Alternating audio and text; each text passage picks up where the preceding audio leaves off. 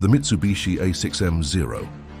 In the early years of the Pacific War, it was a ghost in the clouds, a symbol of Imperial Japanese naval supremacy that dominated the skies with terrifying ease. Lightweight and incredibly agile, its sleek airframe allowed it to outmaneuver every Allied fighter it faced. To the pilots of 1941, the Zero seemed like an invincible masterpiece of aeronautical engineering and grace. From Pearl Harbor to the secondary battles of the South Pacific, the Zero established a reign of terror. Allied pilots found themselves outclassed by a machine that could turn tighter and climb faster. But beneath its lethal agility lay a fatal compromise. To achieve its legendary range and speed, Japanese designers made the dangerous decision to strip away almost all protective equipment from the aircraft's internal systems. The Zero lacked self-sealing fuel tanks and pilot armor. What was an advantage in a dogfight became a liability in combat. A single well-placed burst of gunfire could transform the plane into a fireball. The tide began to turn with the arrival of the Grumman F6F Hellcat, rugged, heavily armored, and built with a singular purpose: to absorb the Zero's hits and strike back with overwhelming firepower.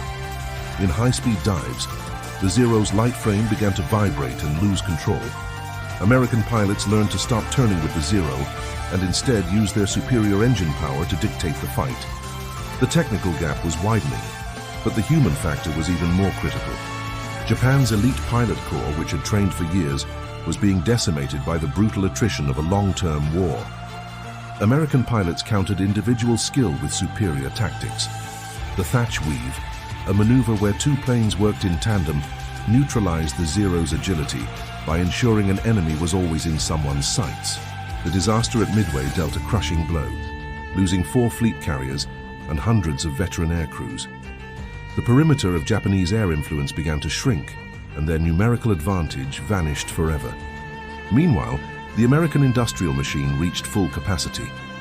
Factories across the United States were producing waves of advanced fighters like the Corsair and Hellcat at a rate Japan could never hope to match.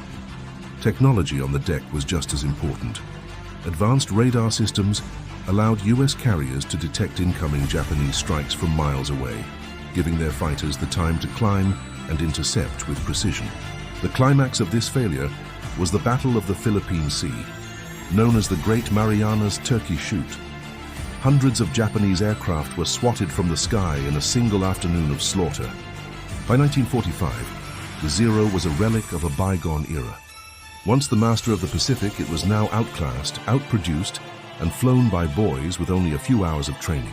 The story of the Zero is a reminder of the harsh reality of modern warfare. In the face of rapid industrial and technical evolution, the failure to adapt is the ultimate defeat.